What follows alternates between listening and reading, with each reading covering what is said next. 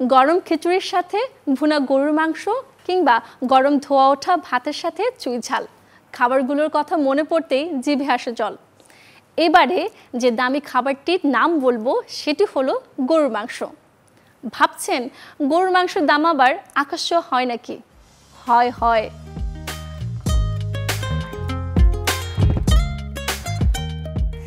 এটি জাপানি গরুর মাংস ওয়াগু বিফ, বিশ্বের ব্যয়বহুল খাবারগুলোর মধ্যে অন্যতম। এই গরুর মাংসে পরতে পরতে চর্বি থাকে, তাই রান্না করার সময় এই চর্বি গলে মাংসের সাথে মিশে যায়, ফলে মাংসটা হয় যেমন নরম তেমনি খেতেও বেশ সুস্বাদু।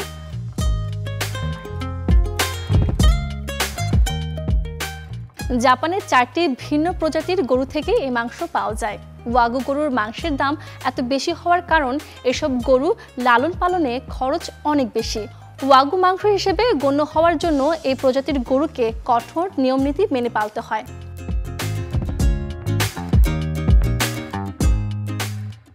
এই গরুর পেশির পরতে পরতে চর্বি জমায় বাছুরগুলোকে শুরু থেকেই বিশেষ ধরনের খাবার খাওয়ানো হয়। জাপানের সবচেয়ে দামি ওয়াগু বিফ হচ্ছে কোবে বিফ, যার স্বাদ নিতে আপনাকে প্রতি কেজিতে গুনতে হবে $640, দেশি টাকায় যা প্রায় 70,000 টাকা।